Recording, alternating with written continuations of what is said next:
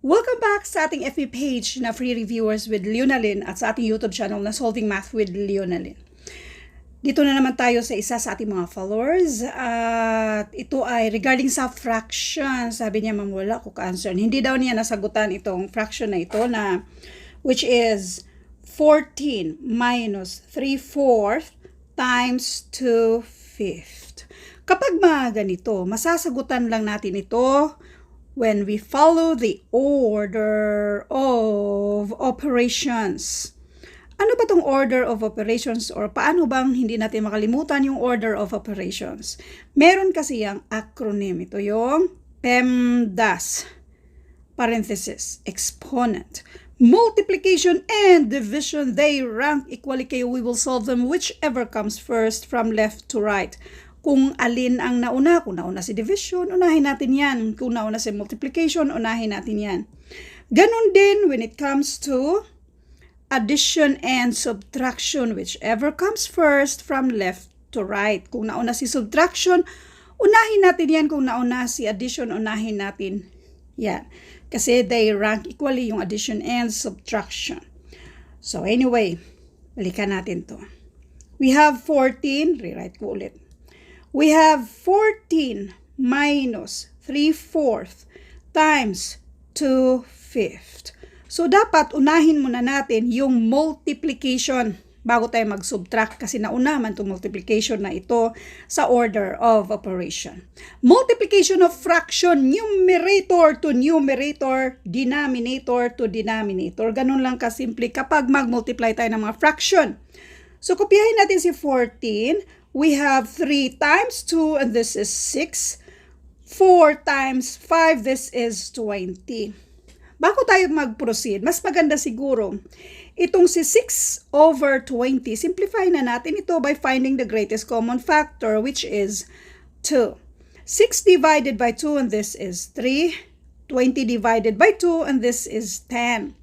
So therefore, itong si 6/20 ay pareho lang yan sa 3/10. So, pwede na natin itong i-change to 3/10. Isa pang paraan kung paanong direkta tayo doon sa 3/10. So, i-rewrite natin to 3/4. I-multiply natin sa 2/5. Ang gagawin lang naman natin, itong 2 at saka si 4 sa baba. Pwede na natin yang hanapan ng greatest common factor which is 2. Or pareho namang ma-divide ng 2, yung dalawa na yan. So, 4 divided by 2, and this is 2. 2 divided by 2, and this is 1.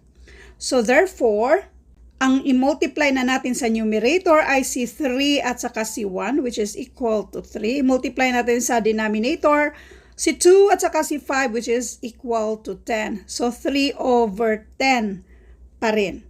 Now, pwede na tayong mag-proceed. 14 minus 3/10. Itong si 14 minus 3/10. Kung si 3/10, i-convert natin to decimal, this is 0.3. Para sa detalye kung paano mag-convert nito, hanapin nyo lang sa ating YouTube channel. Pwede nyo isulat, idugtong yung Leonalyn ba? Kung mag-convert tayo from fraction, bali, sulat nyo ba? Fraction, tapos decimal, and then idugtong yung pangalan na Leonalyn para mas madaling ma-sort out yung dati na nating na-upload regarding sa pag-convert nito. Otherwise, meron tayong mga live sessions sa ating private group, yung lifetime ba? So ngayon, 14 minus dito sa fraction na 3/10 which is equal to 0.3. I-align natin yung decimal. Okay? Tapos, kung mag-minus tayo, itong 3 na to, hindi man natin yan agad-agad na i-drop kasi mag-minus man tayo, meron yung 0. So, mag-carry yan siya dyan. So, itong 14 magiging 3. Ito namang 0 dito, magiging 10. So, 10 minus 3, this is 7. Ito ang i-bring down natin na 13. Kung ano yung number na nasa taas, yan yung i-bring down natin. Kaya ang sagot ay 13.7. Now, kung paano naman kung fraction, doon tayo sa fraction. Okay? And by the way, wait lang. Hindi ko pa, ipaliwanag ko pa pala.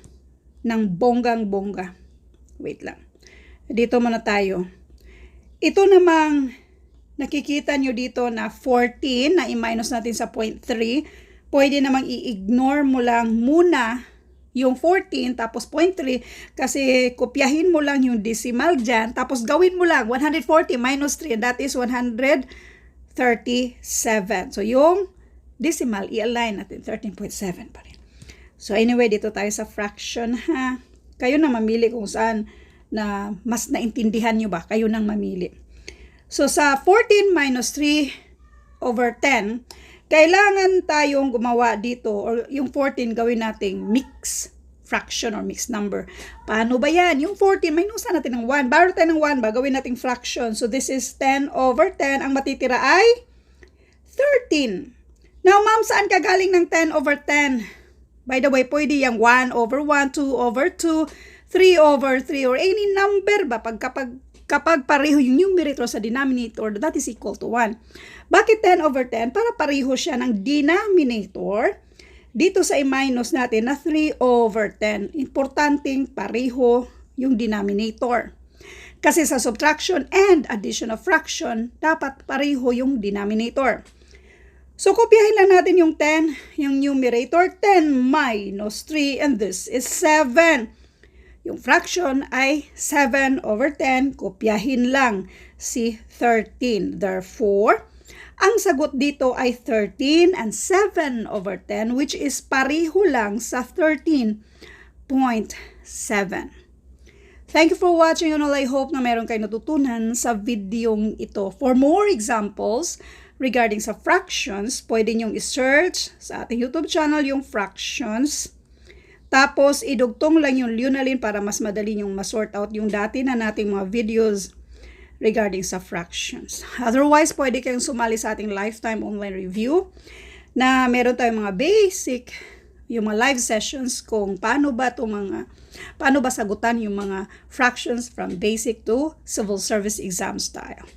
Thank you for watching and all. I hope, again, na meron kayong natutunan sa videong ito. Thank you and God bless.